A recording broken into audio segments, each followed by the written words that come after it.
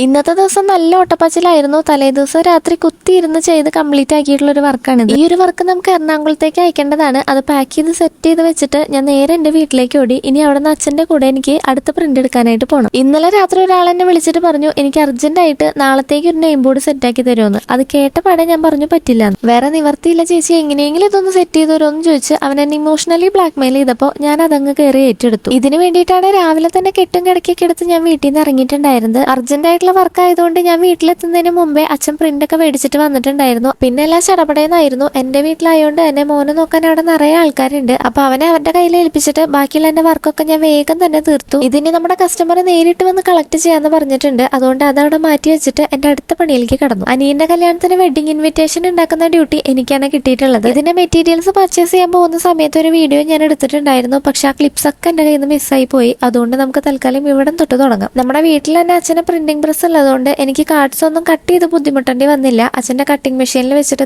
ഇതുപോലെ സിമ്പിൾ ആയിട്ട് കട്ട് ചെയ്തെടുത്ത് തന്നു. എല്ലാ കാർഡുകളും ഒറ്റയടിക്ക് ഇതുപോലെ കട്ട് ചെയ്ത് കിട്ടിയതുകൊണ്ട് എന്റെ കാൽഭാഗം പണി അവിടെ കഴിഞ്ഞു. ഇനി യഥാർത്ഥ പണി വരാൻ കിടക്കുന്നതേ ഉള്ളൂ. എവിടെ നോക്കിയോ കുറച്ച് ഡിസൈൻസ് ഒക്കെ കണ്ടുപിടിച്ച് അനിയൻ അയച്ചു തന്നിട്ടുണ്ടായിരുന്ന ഒരു മോഡലാണിത്. അതുപോലെ ചെയ്യാനാണ് ഞങ്ങളുടെ ശ്രമം. എത്രത്തോളം വർക്ക്ഔട്ട് ആവും എന്നുള്ള കാര്യത്തിൽ ഒരു പിടിയുമില്ല. എന്തായാലും നമുക്കൊന്ന് ട്രൈ ചെയ്ത് നോക്കാം. അങ്ങനെ കാർഡ്സ് കൂടി കട്ട് ചെയ്ത് കഴിഞ്ഞപ്പോൾ ഇന്നത്തെ പണി ഏകദേശം തീർന്നിട്ടുണ്ട്. ഇനി ഇത് വീട്ടിൽ കൊണ്ടുപോയിട്ട് നമുക്ക് വെഡിങ് കാർഡ് ഉണ്ടാക്കാനായിട്ട് തുടങ്ങണം. വെഡിങ് കാർഡിന്റെ ഡിസൈനും കാര്യങ്ങളൊക്കെ വഴിയെ നമുക്ക് ഓരോ വീഡിയോസിൽ കാണാം. അപ്പത്തുള്ളൂ ഗൈസ്, ബൈ.